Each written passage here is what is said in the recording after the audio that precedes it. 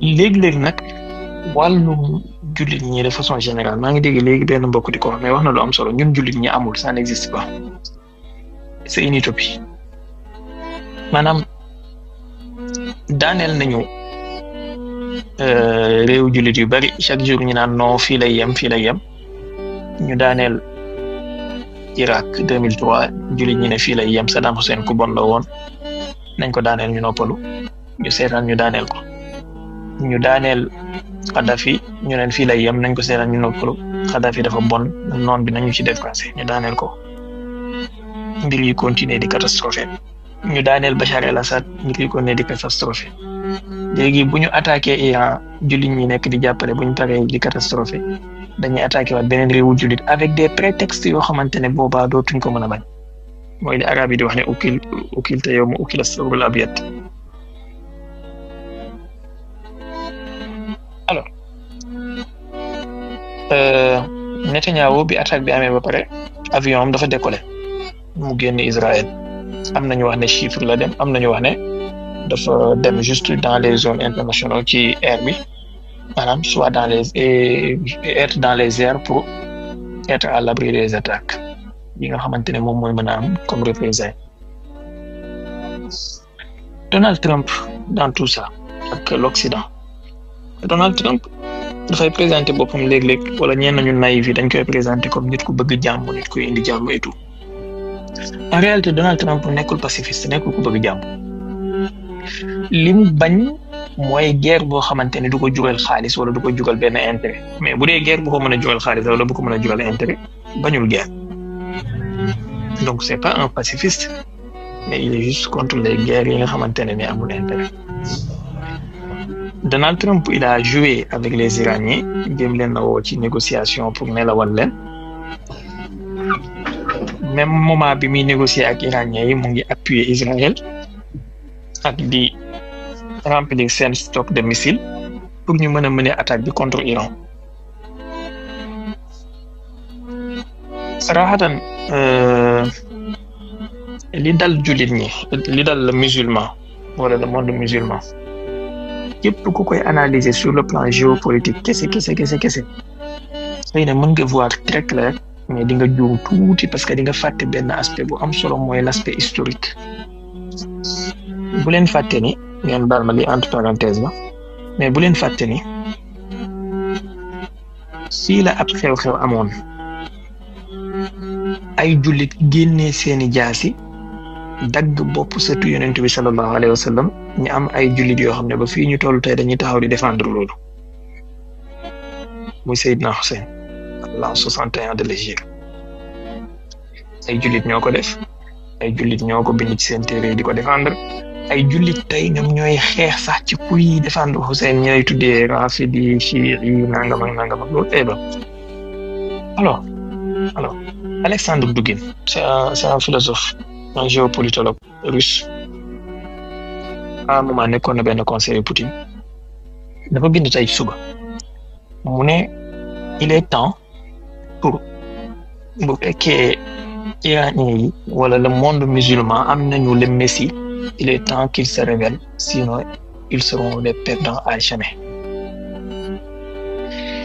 Démb bi ñuy wax fii ñu ngi doon tudd le nouveau président iranien mooy Massoud Pezeshkian yaakaar naa ñi fi nekkoon démb dégg nañ ma ne mashkouk fii man damaa yàgg am ay dugg ci moom. Xoolal même procédé bi Israël def ci disséminer complètement le commandement de Hezbollah procédé boobu la def ci disséminer Iran actuellement ci benn guddi sa commandant yi gën a rëy ñu éliminer leen kan moo joxe localisation yi kan moo joxe coordonnées géolocalisation kan moo ko joxe est-ce que loolu maanaam quel que soit niveau technologique bi Israël mën a am ak Occident quel que soit niveau infiltration ci espion bi Israël mën a am est-ce que xel nangu na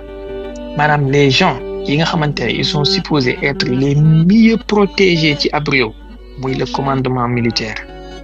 ñoom ñëpp ñu rey leen ci benn guddi qui a donné le feu vert qui a donné les coordonnées géographiques ba Israël xam fi ñu nekk avec exactitude pour bombarder leen kii qui est sûr et certain mooy su ko xamoon depuis des années konoon def na ko bu yàgg maanaam information yu bees la am moo tax léegi la koy mën a def ndax du wut ne tey la leen commencé wut léegi nag lan mooy objectif bu Israël ci jëf ji bu fekkee Netanyahu la laanatullahi alayhi Netanyahu li mu bëgg mooy continuer nguuram ak établir seen projet de fou boobu ñu amoon muy le grand Israël wallahi sëñ Sigma du yow kenn kese man mii ni may waxee ndànk-ndànk nii sax li lay naqari mooy bëri moo tax ngay bañ a exploser il faut nga apaiser sa bopp tuuti mais bon nañu jéem a góorgóorlu rek sabra Netanyahu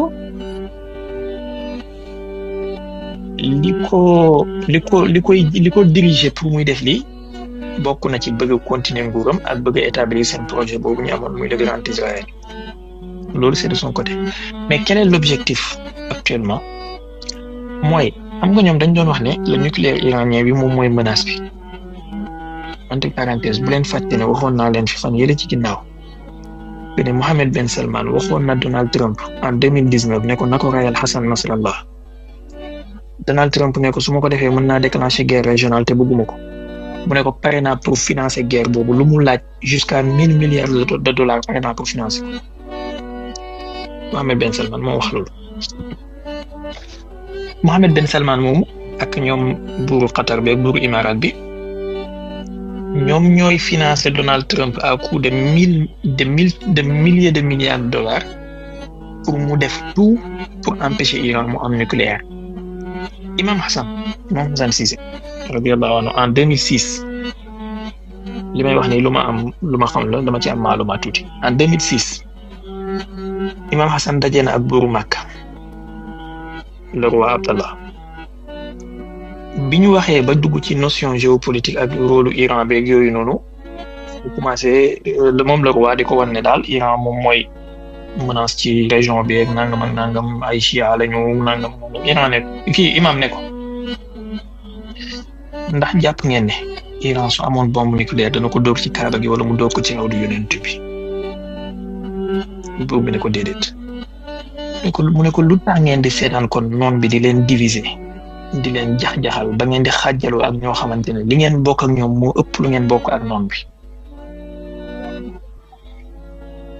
bon bref waxtaan bu gudd mais lii rek doy na ci pour wan la léegi Israël dañ doon prétexte que ñoom seen objectif mooy éliminer la menace nucléaire de l'Iran qui pose sur eux mais menace nucléaire kay normalement sooy attaqué yow ay centrale nucléaire nga war a attaqué ak ay zone militaire mais lu tax ngay attaqué le commandement militaire d'un pays attaqué leen wala ciblé leen casus belli la maanaam yow tad'u ila harb donc fi mu toll nii li mu bëgg a wane après te boo xoolee même les occidentaux occidentaux yi mooy gouvernement yi nekk Occident ñoom ñëpp soo xoolee seen communiqué yi ñu xëy def tey amu ci kenn ci ñoom ku def communiqué lu dul bind na ci nous réaffirmons le droit d'Israël à se défendre mais yow Israël moo attaqué mais tu réaffirmes le droit d'Israël à se défendre alors nañu bàyyi loolu parce que xëy na suñ ci duggee mu sori maintenant projet bi ñu maanaam le coup médiatique bi ñuy def après ak ligne communication bi ñuy tenir mooy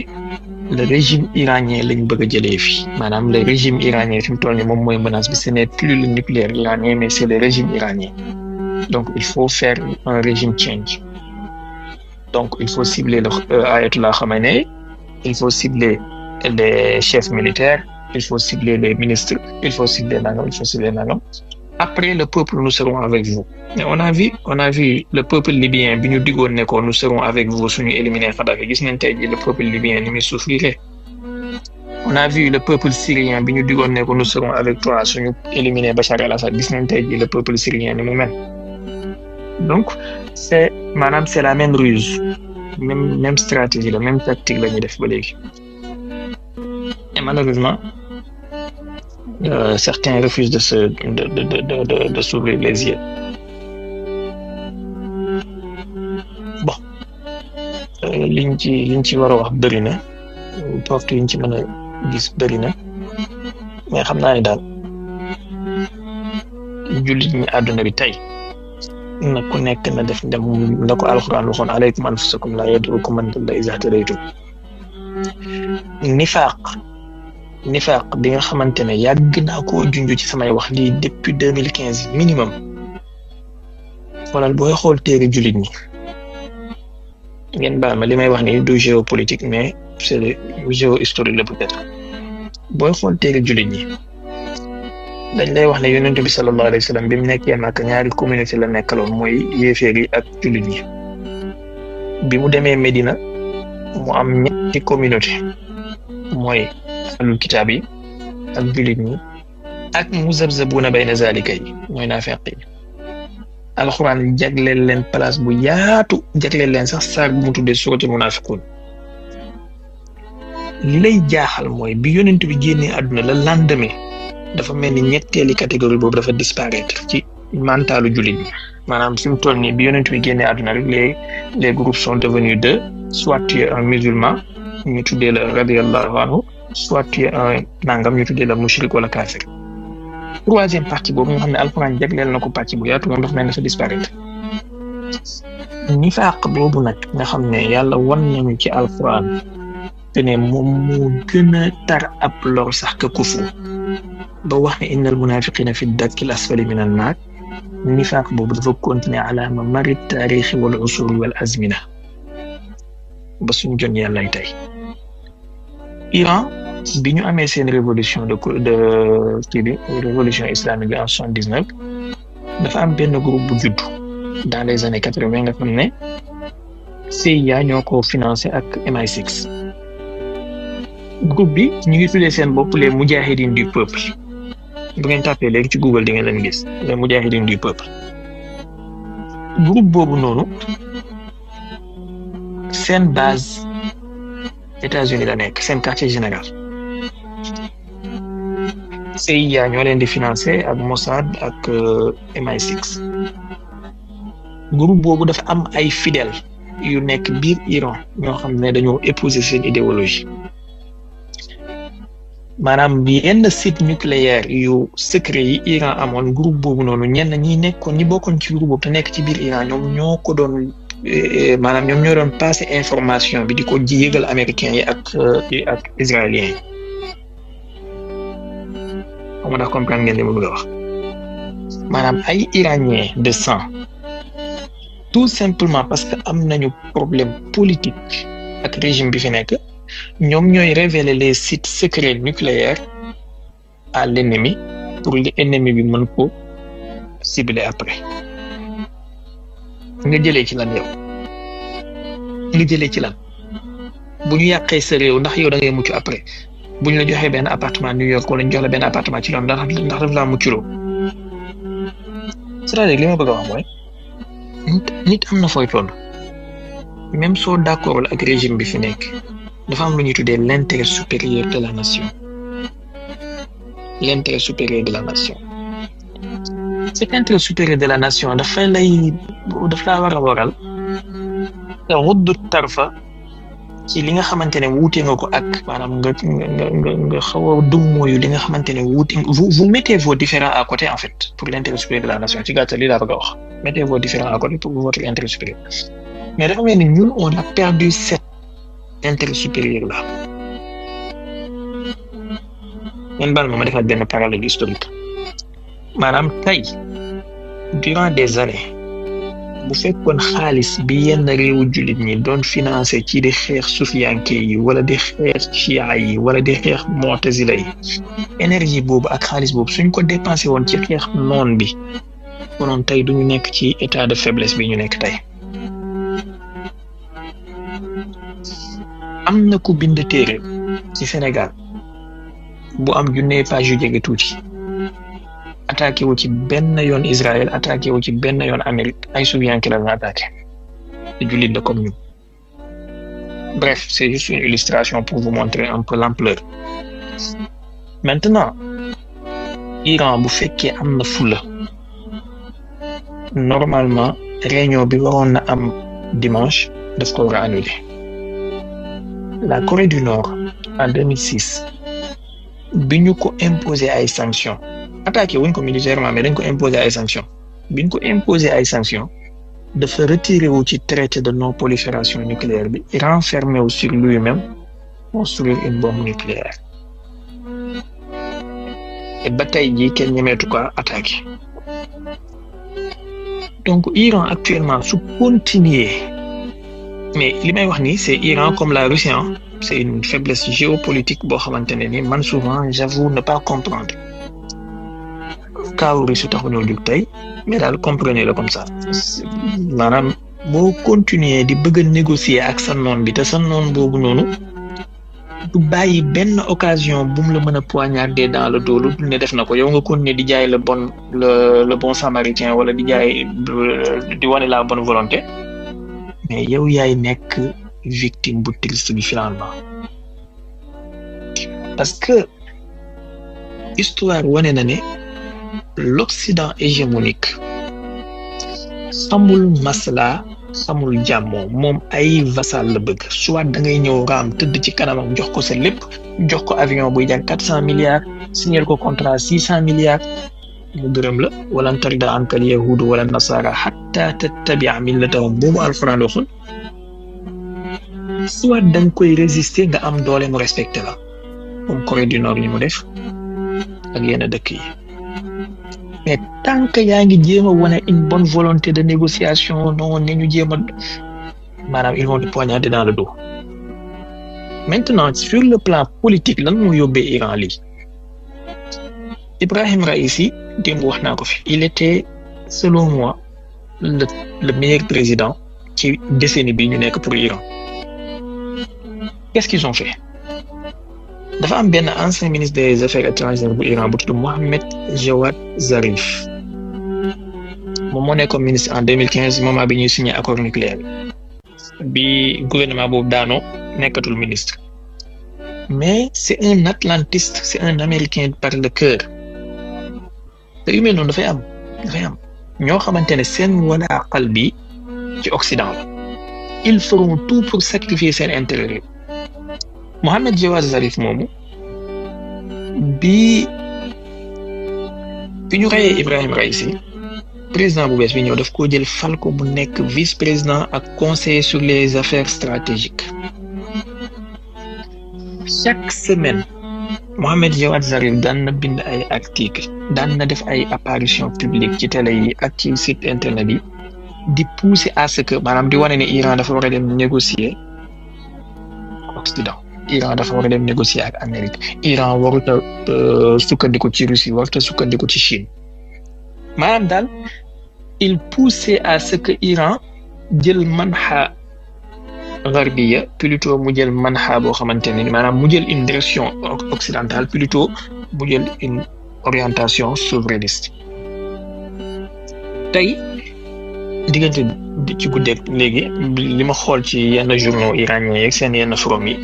amul attaque bu ñu ko defoon ñu ngi koy attaqué rek ñii ñu ngi koy tuddee kalbu ñii ñu ngi koy tuddee nangam parce que en réalité c'est de la traîtrise en fait maanaam yow mënu woon nekk ak sa noon boo xamante ne soo ko wanee mbaax mu rendi la ba pare nga am say mbokk yoo xam ne ñoom ñooy ñëw naan la wan ko mbaax pour lan pour yaakaar ne da nga ci jëlee ay intérêt économique yonent bi sallallahu alayhi wa sallam dafa am ay xadis yuñ koy askan la nuance en son sens dafa am ay xadis yuñ koy askan ci wàllu dajjal da ngay dégg ñu naan la yonent bi wax na ne dajjal su ñëwee bokk na ci ay jëfam képp ku ko gërëmloo ba mu gërëm la mu ubbi la buntu aljanna yi képp ku ko wuuteloo képp ku wuute moom topp yàlla topp nangam mu wan la ne safara la am bu mu lay jox maanaam daal mu punir la en fait dafay am aljanna ci côté am safara ci côté façon hadis yu mel noonu même su wérul wala su wéree maanaam boo comprendre géopolitique bi am actuellement ak hégémonie bi di nga xam ne sur le côté parabolique maanaam on y est déjà en fait ñi ma yërëm mooy ñi toog di xaar benn waay buy ñëw bu am benn bët mais ñi nga xamante ne comprendre nañ parabole bi peut-être nga xam ne tey li tax Arabie Saoudite nekk ci jàmm ak Qatar bay mën a organiser ay coupe du monde di mën a organiser ay jeux di mën a def nangam di mën a am isdihaar dara mayu leen ko lu dul irda bi nga xamante ne mooy gërëmloo bi nga xamante ne gërëmloo nañu ko seen noon bi gën a mag mu ubbi leen buntu aljanna yi ubbi leen investissement yi ubbi leen nangam yi li nga xamante ne dal na Yemen ak Syrie ak Iran ak nangam ba ñu nekk ci coono bi nga xamante ne ni moom lañ nekkee dara yóbbeewu leen ko lu dul jéem a respecter seen souveraineté jéem a bañ a gërëmloo noon bi jéem a nangam. Vous voyez un peu même su xadis yooyu wérul woon parabole bi dafay wane ne maanaam am na ci système bu ñu nekk en fait c'est pourquoi souvent man su ma gisee nit kuy tawil masala dajjal en tant que un système moo may gën a convaincre plutôt que ku koy gisee benn waaye bu ñuy xaar pour mu ñëw indaale benn jaasi wala benn mbaam wala nangam système là en fait et ça se comprend parfaitement actuellement parce que bu ñu demee ba Netanyahu di théoriser lu muy tuddee l'axe du mal ak l'axe du bien te George Bush waxoon ko ci discours am bi mu defoon ci congrès bi après les attentats du 11 septembre l'axe du mal boobu noonu ñan la wa ma naqamu mooy ñi nga xamante ne wa ma naqamu minhum illa an yu'minu billahi al-aziz al-hamid l'axe du bien boobu ñan la mooy ñi nga xamante ne ils sont prêts à normaliser les relations avec Israël avec États-Unis maanaam tey après les accords d'Abraham am na ay réewu jullit yu normaliser seen relation ak Israël ubbi fa ay ambassade Israël attaqué wu leen benn yoon Égypte depuis les années 60 normaliser na relation ak Israël ba léegi attaqué tout Égypte vous voyez un peu léegi mal mutawaqqa lan la ñuy xaar qu'est-ce qu'on attend il y a des choses maanaam soit Iran cédé boobu mooy mu capituler signer li Donald Trump bëgg mu signer et là su ko defee mooy ça n'est fini pour Iran et à jamais soit mu continuer de résister et il peut encore tenir bu fekkee ne changer na orientation ma dellu si waat tuuti te daaneel ci seen président bi ma leen wax ne mashkouk fii ba am benn accord bu mu signé ak Poutine ci 2025 bi ci fin janvier début février accord de coopération stratégique nangam. La Russie quelques semaines après mu ratifié accord boobu noonu ci parlement Poutine signé décret de ratification bi Iran ba fii may waxee ak yéen président bi dafa bloqué ratification boobu noonu te benn traité par exemple suñ ko signé tant que ratifié wuñ ko du entrer en vigueur il faut que le traité soit ratifié par les deux parties wala par les parties yëpp yu ci bokk pour que traité bi entre en vigueur le président iranien bii nekk fii tey dafa bloqué ratification texte boobu pour quelle raison te yow soo ratifié woon texte boobu noonu doon na la may possibilité nga am benn soutien militaire ci Russie wala benn coopération wala sax xëy na seen service de renseignement yi prévenir la ci yenn menaces yi nga xamante ne mu ngi lay guette pourquoi ngay bloquer ratification bi lan lay yàqal est-ce que kon doute bi nga xamante ne am na du gën a subsister que ne c'est un agent et loolu lu mën a am la nga am président boo xamante ne ni c'est un agent de l'étranger voilà pour ko bëgg a xam rek xoolal suñu réew yi par exemple ak système ONG yeeg ñuy financer yenn candidats yi suñuy dem élection enfin bu ay waa candidat boobu faloo ñu mën a am ay leviers de pression. abonné leen tey aimer di partager di participer di envoyer ay cœur.